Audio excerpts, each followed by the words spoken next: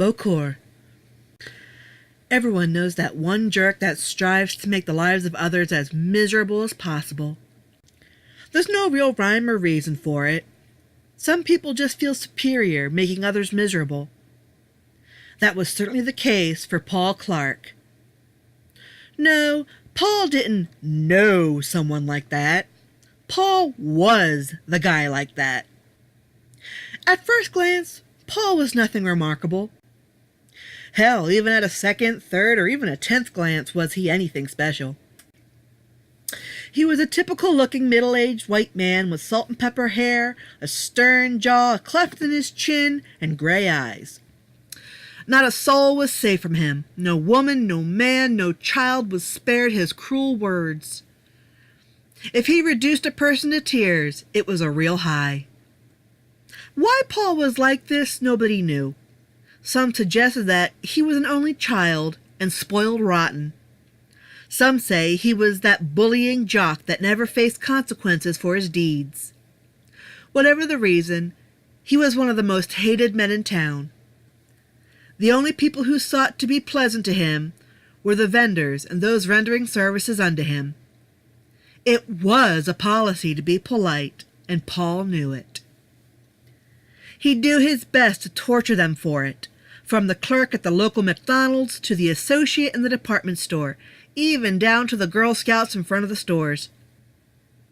He was a man who could easily have passed as a bastard love child of Ebenezer Scrooge and the Grinch. One could hardly believe it, but Paul was a churchman. This is defined only as he was a man who attended church every week. He tithed, but he was the sort to make change in the offering plate. He always chose a specific place in which to sit, as there were people he did not want to put himself behind. Would it be fair to call him a racist?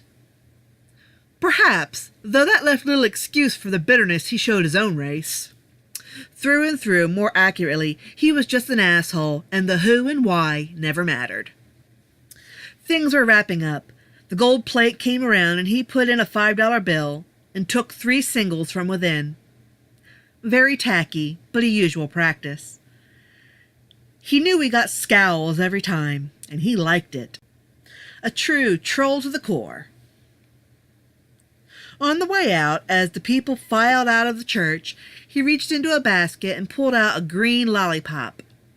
Those were mostly for the church children, though adults were free to take one as well.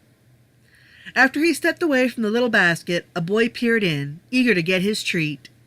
He frowned when he saw there were none, and peered up hopefully at Paul. Of course, it was to no avail. He simply unwrapped it and popped it into his mouth. "Do you have to be so rotten?" his mother asked. "Life's not fair, Dolly," he replied. "The sooner he learns that and accepts it, the better he'll be." The woman scowled and brought her child to herself comfortingly. Paul merely chuckled as he stepped out from the building and practically danced down the stairs. Ah, what a beautiful cloudy day. He would wager that a drizzle was coming his way. Being as it was now the afternoon, he figured it would be a good opportunity to grab some lunch. He frequented a deli on Sundays if he wanted some quiet, avoiding the big buffet joints unless he felt particularly spiteful. He'd leave a quarter for a tip at such a place. The deli was another matter, and he didn't have to tip at all. In he walked into the deli. There was a line there, but he pushed past every one of them. Of course, he heard the protests. He reached the front and began to slam his hand down on the bell. "Service! Service! Mr. Jukins! Service!" "Excuse me, sir," came a heavy accent. He turned to see a dark-skinned man there. Paul wasn't the sort to remember all the faces of the people in the city, but this one he knew he had never seen before. "I believe that I was here first." "You Jamaican?" Paul asked. "You sound funny." "No," he replied. He didn't offer where he was from. It was none of this man's business, but it was obvious that he was not from there. He was the color of creamy cocoa, with a square jaw and slight rings around his eyes. He was casually dressed, but there was just something about him that irked Paul. Not that he needed any actual reason to feel that way and act on it. "Sir, I believe you should get to the back of the line." "Well, you believe wrong," Paul replied, slamming his hand down the bell. "Joski, where are you?" The deli manager scowled as he came to the front. True, he was a Jewish man, but he didn't like being called out in such a manner. As he came to the counter, the black man slammed his hand down. He didn't look like much, but the deli manager didn't want to be anywhere near him if a fight was to ensue. Not that he'd stop it, and perhaps he'd delay a call to the cops if the fight was in the man's favor. "I was in line first," he stated. "You should wait your turn, sir." "Maybe you're the one who should move your nigger ass to the back of the line where it belongs," Paul shouted. He could hear shocked gasps from the deli manager, as well as a few people behind him. The black man merely narrowed his eyes. "Is that so? Is that how it's going to be?" "Got a problem with that, darky?" Paul asked, though it was a rhetorical question. Sure, he bet he could take this scrawny charcoal twig with ease. "You will not let me have my original place in line?" "I'll let you get your food before me over my dead body," Paul declared, pushing the man back.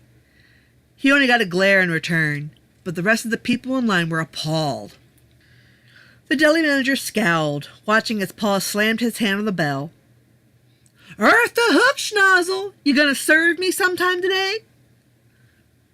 Surely the deli manager did not want to serve Paul, and was about to tell him so, though he noticed the black man waving him off.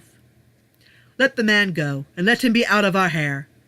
There will be plenty of time for him to get what is coming to him." Paul wasn't entirely sure what that meant, but he smirked back at the manager. "Yeah, feed me first. Then you can take the orders of these low-life scumbags behind me." Paul got the meal he ordered. It was pastrami and hot mustard on rye with pickles. Not a bad meal, one could say. He paid the amount and was sure to slam himself into the black man and give him both a grin and a glare before heading out. He looked back in through the window to see him still peering out with a stern face. To add insult to injury, Paul took a big bite of his sandwich to drive the point home. He laughed with a full mouth, not caring who would see, as he made his way down the sidewalk. Paul opened his eyes, but it was still dark. Funny. He couldn't remember falling asleep. It was rather warm, with a somewhat cool gust in his face. He ached a little and tried to stretch. He was restricted. He was flat on his back, and it felt like there were walls. He could feel the heat of his breath circulate back into his face. Up went his hands, and they banged against the surface. It was wood. He could tell by the grain. His heart leapt up into his throat. Had he been abducted? He shuffled about with the little room he had to free his lighter. A quick flick only served to create the onset of panic. Wood. There was very little space on all sides, and he was surrounded by wood. It was this a casket? How did he end up in a casket? This had to be some cruel joke. Who could do this to him? Actually, who wouldn't? He'd been downright evil to everyone he ever met. Well, all's fun is fun, but he had had enough. He banged on the lid of the casket. "Hello? Hello out there? You've all had your fun. Let me out." He pushed, thinking perhaps the top wasn't fastened down. He was wrong. It appeared to be locked. Still, it had to be some sort of joke.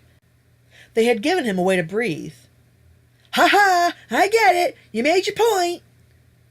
"Hello?" Still, no answer came. He began to get a bit worried.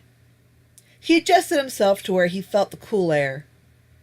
There was a pipeline feeding the oxygen down. He could see a little bit of light, but he couldn't tell if anyone was nearby.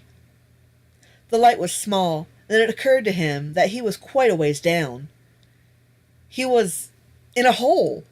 Surely they hadn't done what he feared they did. Panic began to settle in. His cries and demands were not met or heard.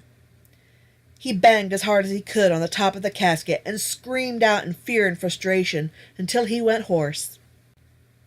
He clawed and wriggled, but nothing worked. He was stuck, and the sky was beginning to grow dark. He wasn't sure how much time had passed, as it was hard to really gauge from his position, buried deep underground. He heard a banging noise on the pipe and opened his eyes. His throat was so dry and sore from the yelling he had done earlier. "Hello?" he rasped. He was sure he wasn't heard, but he just had to try.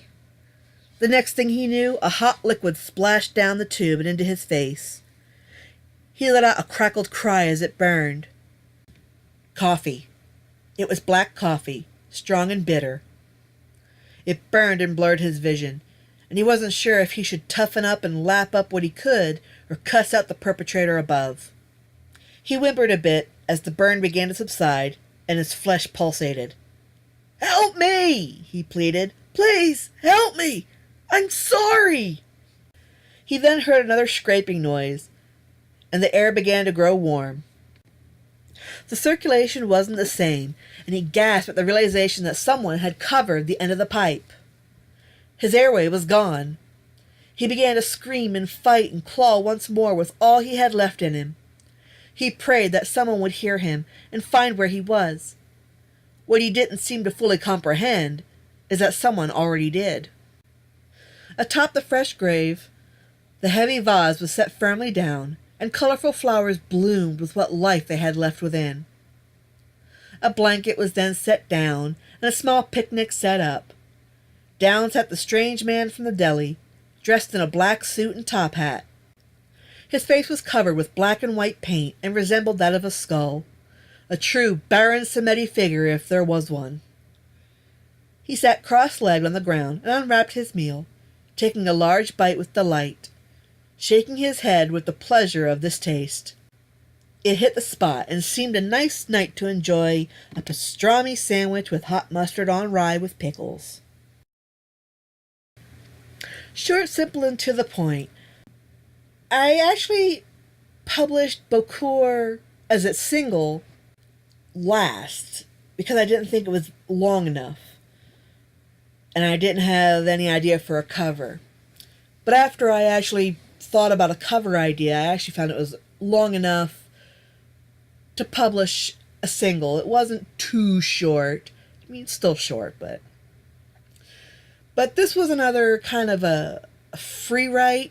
I kind of planned a small tidbit of the idea, and then I just kind of went with it.